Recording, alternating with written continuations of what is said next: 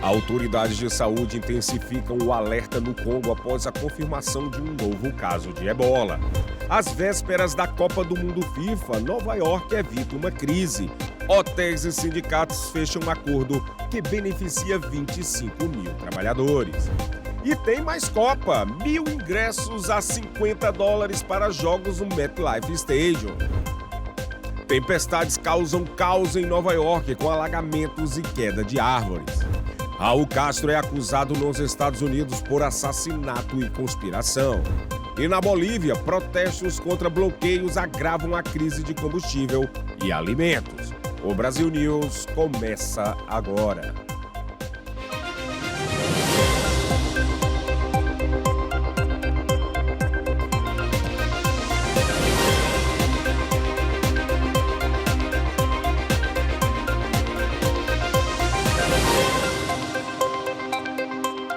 Boa noite.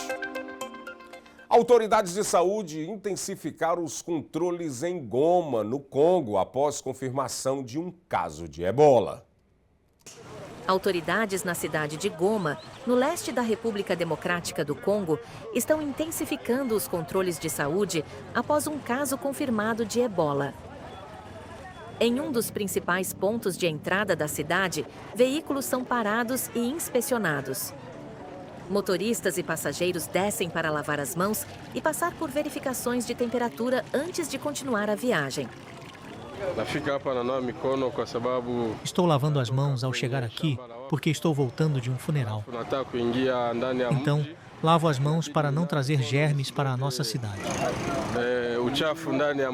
Medidas semelhantes estão em vigor por toda a cidade, que continua sob ocupação do M23. Em prédios governamentais, como a Prefeitura de Goma, moradores e trabalhadores não podem entrar sem seguir os protocolos de higiene. Um deles diz que está levando as medidas a sério. Recebi a notícia com normalidade, porque não é a primeira vez que essa doença nos afeta em nossa cidade. Apenas tomei precauções para proteger a mim e a minha família. Comprei máscaras e conversei com eles sobre as medidas a serem respeitadas para se proteger dessa doença. Autoridades dizem que o objetivo é evitar uma maior propagação do ebola na cidade de mais de 2 milhões de pessoas, que atua como um centro comercial estratégico na fronteira com Ruanda. A Organização Mundial da Saúde afirma que há centenas de casos suspeitos de ebola e mais de 100 mortes supostamente ligadas ao surto tanto na República Democrática do Congo quanto na vizinha Uganda. A disseminação envolve a rara cepa Bundibugyo, que atualmente não possui vacinas aprovadas. A OMS declarou o surto uma emergência de saúde pública de importância internacional e alertou que o vírus circulou sem ser detectado por semanas antes de ser identificado. E New York evitou uma crise às vésperas da Copa do Mundo FIFA. Hotéis e sindicatos fecharam um acordo trabalhista que vai beneficiar cerca de 25 mil funcionários e afasta a ameaça de uma greve que poderia impactar turistas e grandes eventos. And so overall positive, but we came a long way from where things were. It was a pretty wide expanse we had to cross to get to where we are. FIFA is not at all involved in the negotiations, but FIFA was a factor. I'll tell you how it was a factor, because the hotel union almost 2 months ago had a press conference where they pointed to the potential. Let me underscore the potential of a strike. In fact, they still have a website, fifahotelstrike.org, basically that shows how you should avoid staying in a hotel that has been struck or that is in a lockout, meaning the owners have kept the employees out. So it was a very real threat, and let's remember that other hotel cities like Los Angeles, Boston, etc., they had strikes. And we also had strikes here for different industries, nurses, and just very recently the Long Island Railroad. So the strike was a real threat. Veja agora um giro de notícias pela região de New York e New Jersey. Em New York, a Copa do Mundo vai ficar mais acessível para alguns moradores da cidade. O prefeito Zohran Mamdani anunciou 1.000 ingressos por apenas $50 para jogos no MetLife Stadium. Os bilhetes serão distribuídos por sorteio exclusivo para residentes da cidade e ainda inclui transporte gratuito de ida e volta. A inscrição abre no dia 25 de maio e os vencedores poderão comprar até 2 ingressos. A ideia é garantir que trabalhadores e famílias também possam viver de perto a emoção do futebol mundial. Um enorme transtorno atingiu o aeroporto LaGuardia, em Nova York. Um buraco no solo forçou o fechamento de uma das principais pistas, provocando cancelamentos e atrasos em centenas de voos, justamente no início do feriado de Memorial Day. Equipes trabalharam durante toda a madrugada para reparar os danos e a autoridade portuária estima reabrir a pista já nesta sexta-feira. Enquanto isso, passageiros enfrentam filas, mudanças de planos e muita incerteza. Chuvas fortes e tempestades provocaram transtornos em várias regiões de Nova York. Ruas ficaram alagadas e árvores caíram em bairros como Brooklyn, Queens, Manhattan e Staten Island. O Serviço Nacional de Meteorologia emitiu alerta de inundação e pediu que moradores evitassem dirigir ou caminhar em áreas cobertas pela água. Imagens registraram enchentes repentinas e vias bloqueadas durante a noite. Autoridades seguem monitorando a situação. Uma cena chocante em New Jersey ganhou repercussão nas redes sociais.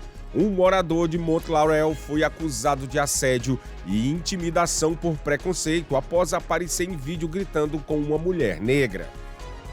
Nas imagens, ele manda a vítima entrar no carro enquanto ela pede ajuda e solicita que chamem a polícia. A mulher afirma ter sido alvo de insultos racistas. O caso reacendeu o debate sobre crimes de ódio na região de New Jersey, que já registrou episódios semelhantes no passado. Uma tragédia chocou a comunidade de New Jersey. Imagens registradas logo após um atropelamento fatal mostram pessoas deixando um carro destruído após o impacto. Segundo a polícia, um adolescente dirigia a BMW em alta velocidade quando atingiu outro jovem que atravessava a faixa de bicicleta em Brick Township. O motorista é acusado de fugir sem prestar socorro nem avisar as autoridades. O caso aconteceu próximo à escola da vítima e segue sob investigação. A seguir, o ex-presidente cubano Raul Castro foi acusado formalmente nos Estados Unidos por assassinato e conspiração.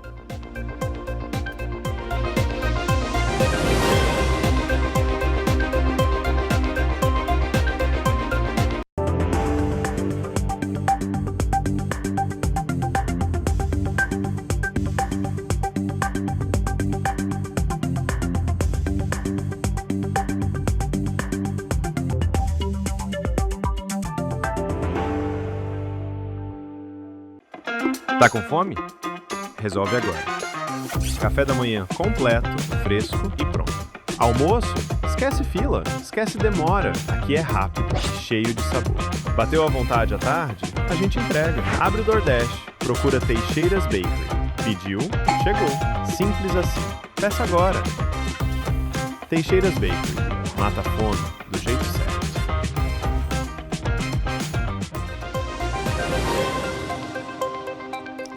O ex-presidente cubano Raul Castro foi acusado formalmente nos Estados Unidos por assassinato e conspiração.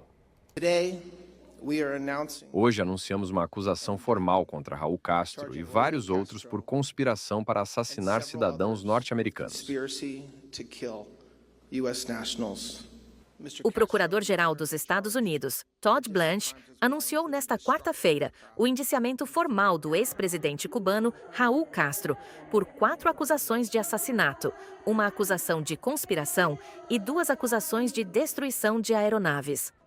As denúncias contra Castro se baseiam em um incidente de 1996, em que aviões do país caribenho derrubaram aeronaves operadas por um grupo de exilados cubanos.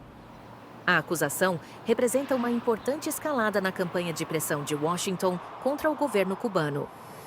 O presidente norte-americano Donald Trump tem pressionado por uma mudança de regime em Cuba, onde os comunistas estão no poder desde que Fidel Castro, irmão de Raul, liderou a revolução em 1959.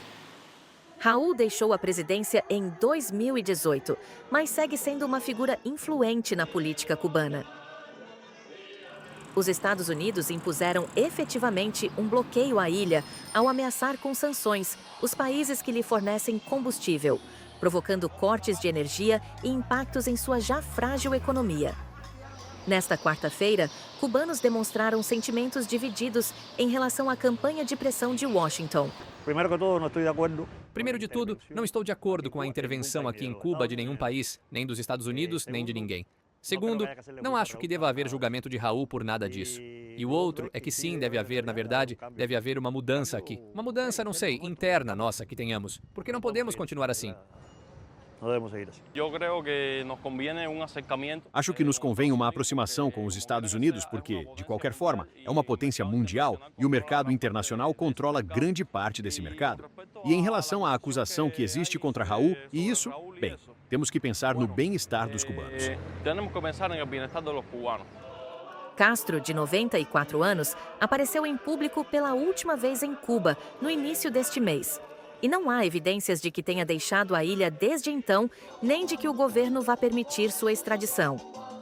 Trump afirma que o governo comunista da ilha é corrupto e, em março, ameaçou que Cuba seria a próxima, depois da Venezuela.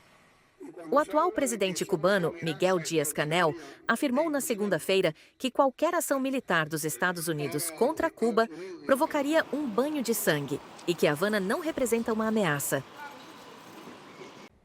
E na Flórida, exilados cubanos celebraram a acusação contra Raul Castro. A repórter Lorena Gomes tem as informações. Exilados cubanos e ex-integrantes do grupo Brothers to the Rescue se reuniram em Miami para celebrar a decisão do Departamento de Justiça dos Estados Unidos de acusar Raul Castro pelo abate de 2 aviões humanitários em 1996. O ataque aéreo cubano matou 4 pilotos ligados à organização que resgatava refugiados no mar. O anúncio aconteceu durante as celebrações do Dia da Independência de Cuba e foi recebido com emoção por membros da comunidade cubana no sul da Flórida. Muitos dos presentes fazem parte da Brigada 2506, grupo de exilados que participou da invasão da Baía dos Porcos em 1961. O governo americano afirma que espera levar Raul Castro a julgamento nos Estados Unidos, mas ainda não está claro se haverá extradição. E uma jovem de 19 anos foi presa, acusada de aplicar golpes em um homem que conheceu por um aplicativo chamado Facebook Dating. Segundo a polícia do condado de Marion, Gianna Abel Venezia teria fingido ser vítima de violência doméstica para conseguir dinheiro da vítima. Os investigadores afirmam que a suspeita enviou fotos com supostos ferimentos no rosto e disse que precisava de ajuda para sair de um relacionamento abusivo. O homem teria transferido cerca de $2.000. A polícia diz que a jovem confessou o esquema e afirmou que essa era uma maneira fácil de conseguir dinheiro. E as autoridades de Fort Lauderdale anunciaram uma operação de tolerância zero contra os chamados street takeovers durante o feriado de Memorial Day. Esse tipo de ação acontece quando grupos bloqueiam ruas e cruzamentos para realizar manobras perigosas com carros, motos e veículos leves sem autorização. Segundo a polícia, os eventos são organizados de forma ilegal e colocam em risco pedestres, motoristas e famílias, podendo causar acidentes graves. As autoridades informaram que haverá reforço no policiamento e fiscalização durante todo o feriado. 24 filhotes da raça Chihuahua foram encontrados dentro de um veículo estacionado em um estacionamento de Kissimmee em condições de grave negligência. Segundo a polícia, os animais estavam cobertos de fezes, urina e com presença de insetos dentro do carro. O caso foi registrado na segunda-feira, quando a polícia de Kissimmee foi acionada e localizou os filhotes no veículo na North John Young Parkway. Dawn Biggs e Dana Hutchinson, ambas de 42 anos, foram presas sob suspeitas de maus tratos e negligência animal. Os animais foram encontrados magros e em condições precárias, alguns dentro de caixas pequenas. As suspeitas afirmaram à polícia que verificavam os cães a cada poucas horas. Mas a investigação aponta que eles teriam ficado no veículo por semanas. E uma mulher morreu após um ataque de cães da raça Pitbull. Imagens de câmeras de segurança mostram os animais andando pela rua e ficando agitados antes do ataque, ocorrido na madrugada da terça-feira. O caso aconteceu em um bairro residencial de Cocoa. Segundo as autoridades, Jodie Cohen caminhava para casa durante a madrugada, quando foi derrubada e mordida pelos cães. O companheiro da vítima tentou socorrê-la após ouvir os gritos, mas o ataque foi violento.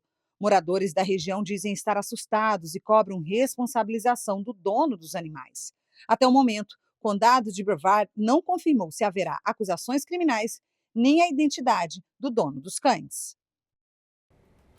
No próximo bloco, centenas de bolivianos marcharam em La Paz contra os bloqueios que já provocam falta de combustível e alimentos.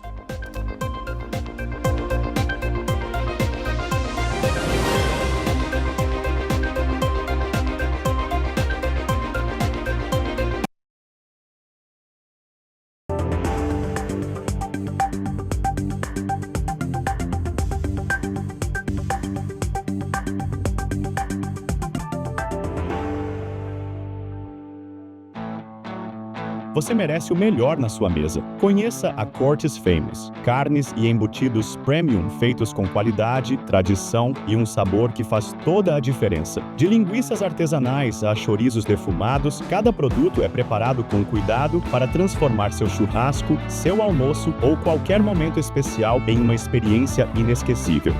Cortes Famous, sabor autêntico, ingredientes selecionados e a confiança que sua família merece. Experimente hoje mesmo. Quando o assunto é importação e distribuição de alimentos, a escolha certa tem nome: Triunfo Foods. Uma empresa forte, estruturada e preparada para atender supermercados e restaurantes, com agilidade, variedade e qualidade garantida. Portfólio completo, logística eficiente e centros de distribuição estratégicos que fazem o produto chegar rápido, no prazo e com padrão elevado. Triunfo Foods. Força no mercado, confiança na entrega e crescimento para o seu negócio. Veja agora um giro de notícias do Brasil. O senador e pré-candidato Flávio Bolsonaro articula uma visita a Washington para possível encontro com Donald Trump. Segundo assessores, houve um convite da Casa Branca, mas ainda sem um mandato oficial. Flávio nega que a iniciativa tenha partido de sua equipe, enquanto aliados avaliam o impacto político do encontro. A visita pode ocorrer em meio às investigações da Polícia Federal sobre transferências milionárias do ex-banqueiro Daniel Vorcaro, dono do Banco Master, para financiar um filme sobre Jair Bolsonaro, sob suspeita de terem sido usados para custear despesa do ex-deputado federal Eduardo Bolsonaro nos Estados Unidos. A influenciadora Deolane Bezerra foi presa durante uma operação que investiga lavagem de dinheiro ligada ao PCC. A justiça bloqueou 27 milhões de reais em seu nome. Segundo investigadores, movimentações milionárias e depósitos fracionados levantaram suspeitas. A operação também mira integrantes apontados como operadores financeiros da facção. Um helicóptero caiu em Pomerode, Santa Catarina, na manhã desta quinta-feira. O piloto, que estava sozinho na aeronave, morreu no acidente e teve o corpo encontrado carbonizado. Os bombeiros localizaram uma torre de alta tensão danificada perto do local da queda. As causas do acidente agora serão investigadas pelas autoridades aeroportuárias. Em meio ao caos nas ruas, centenas de bolivianos marcharam em La Paz contra os bloqueios que já provocam falta de combustível e alimentos. Centenas de bolivianos foram às ruas de La Paz na quarta-feira para protestar. Contra protestos. Nós estamos nos mobilizando porque estamos defendendo nossa cidade. Não podemos mais tolerar sermos prejudicados pelos bloqueios. Exigimos uma lei contra bloqueios. As tensões vêm sendo elevadas na Bolívia há semanas. No início de maio, algumas categorias insatisfeitas contra as medidas de austeridade do governo realizaram paralisações. Desde então, elas cresceram e se transformaram em um movimento nacional envolvendo sindicatos, mineiros, trabalhadores do transporte e grupos rurais. Alguns deles exigem a renúncia do presidente centrista Rodrigo Paz, que assumiu há pouco mais de 6 meses. Já os manifestantes de quarta-feira afirmaram que os bloqueios em partes do país têm causado a escassez de combustível e alimentos e agravado as condições de vida das famílias. A única coisa que essas pessoas querem é retirar o presidente democraticamente eleito. Querem derrubá-lo. Isso é a única coisa que querem. Eles, esses criminosos que fazem bloqueios, não querem diálogo. O que o presidente vai fazer com uma situação assim? Nada. Absolutamente nada. Entretanto, o presidente prometeu fazer. Em resposta aos protestos contra as medidas de austeridade e o aumento do custo de vida, Paz disse que fará uma reforma em seu gabinete. A preocupação internacional tem aumentado diante dos distúrbios, com hospitais infantis temendo a falta de oxigênio e bancos fechando agências em La Paz. Mais uma onda de violência mergulha o Haiti em uma nova crise humanitária. As Nações Unidas informaram na quarta-feira que cerca de 30 mil haitianos foram obrigados a deixar suas casas após a recente retomada dos confrontos entre grupos armados no país. Sem indicar um número exato, a ONU disse também que dezenas de pessoas foram mortas. Janvier Murrima, o chefe do escritório de campo do Programa Mundial de Alimentos da ONU em Porto Príncipe, falou sobre a mais nova crise. Essas são pessoas recém-deslocadas que acabaram de fugir dos ataques recentes que ocorreram na área de Plaine-Cul-de-Sac, na comuna de Cité-Soleil, na cidade de Porto Príncipe. Elas chegaram sem nada e precisam de assistência urgente para conseguir sobreviver. No fim de abril, a ONU divulgou que novos ataques de gangues armadas forçaram, em apenas 2 semanas, cerca de 5 mil pessoas a fugirem de suas casas na região da capital. Seu último relatório em âmbito nacional estimou que 1.450.000 haitianos estavam deslocados internamente no fim do ano passado, muitos em campos improvisados ou nas casas de amigos ou familiares. Isso representa cerca de 12% da população da nação caribenha. A retomada da violência ocorre após os últimos integrantes de uma missão liderada pelo Quênia no Haiti deixarem o país. O trabalho dos militares quenianos fez parte da reestruturação de uma força apoiada pela ONU, com mandato para ajudar a restaurar a segurança. No entanto, a iniciativa foi marcada por atrasos, falta de recursos e carência de pessoal, além de ter enfrentado acusações de abuso sexual. Em uma cena que gerou indignação internacional, ativistas de uma flotilha com ajuda para Gaza foram obrigados pela polícia israelense a se ajoelhar com as mãos amarradas para trás.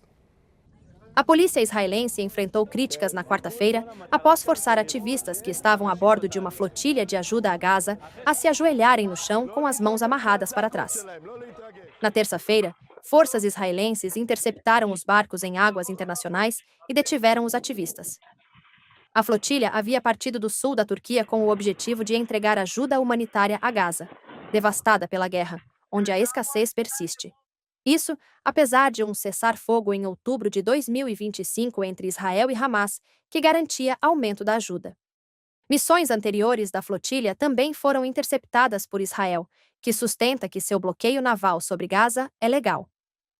O ministro da Segurança Nacional, Itamar Ben-Gvir, de extrema-direita, divulgou um vídeo mostrando agentes forçando uma ativista contra o chão. Livre! Palestina livre! Outros foram detidos em filas com as mãos amarradas com lacres plásticos no que parece ser uma instalação portuária israelense. Os organizadores disseram que cerca de 430 ativistas foram detidos, incluindo cidadãos da Itália e da Coreia do Sul. Nas imagens, o ministro ridiculariza os ativistas.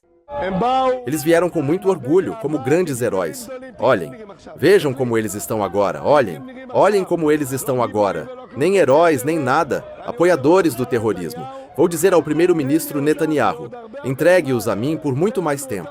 Entreguem-nos para as prisões de terroristas, é assim que deveria ser. Seus comentários provocaram críticas no exterior e dentro do próprio governo de Israel. O ministro das Relações Exteriores do país, Gideon Saar, acusou Ben-Gvir de prejudicar Israel. Já o primeiro-ministro Benjamin Netanyahu afirmou que o tratamento não reflete os valores do país, embora tenha defendido a interceptação da flotilha. Itália, Coreia do Sul e vários outros países condenaram a detenção, por Israel, de ativistas da flotilha de Gaza e exigiram explicações de diplomatas israelenses e a libertação de seus cidadãos. Enquanto isso, a Organização das Nações Unidas instou Israel a tratar os ativistas com dignidade. Todos que foram detidos pelas autoridades israelenses e que são membros da flotilha precisam ser tratados com respeito e dignidade, como qualquer pessoa detida, e precisam ser devolvidos imediatamente às suas casas. Netanyahu disse que ordenou que os ativistas sejam deportados o mais rápido possível.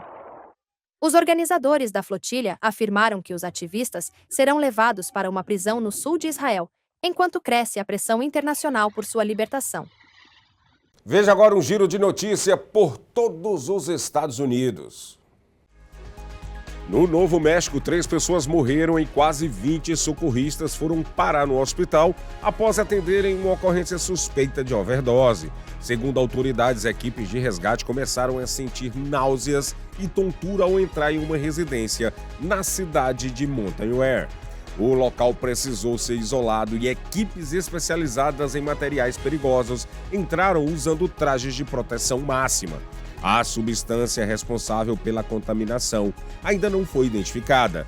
2 socorristas seguem em estado grave. Uma tragédia chocou Los Angeles, na Califórnia. Uma menina chamada Dina Nevo, de apenas 4 anos, foi encontrada sem vida dentro de um carro quente no bairro de Valley Village. Segundo relatos de moradores, o pai participava de um sistema de carona escolar e não teria percebido que a criança permaneceu no veículo após o trajeto. O caso abalou a comunidade local. A polícia investiga a morte como possível homicídio e tenta reconstruir os últimos momentos antes da tragédia. Até agora, ninguém foi preso. Em Atlanta, no estado da Geórgia, fortes chuvas transformaram as ruas em verdadeiros rios na última quarta-feira. Durante o horário de pico, vários carros ficaram presos em áreas completamente alagadas, causando transtornos no trânsito e momentos de tensão para motoristas. As imagens mostram a força da água tomando conta das vias e levanta mais uma vez o alerta para os riscos provocados por eventos climáticos extremos nos Estados Unidos. Chegamos ao fim de mais uma edição do Brasil News. Muito obrigado pela companhia e boa noite.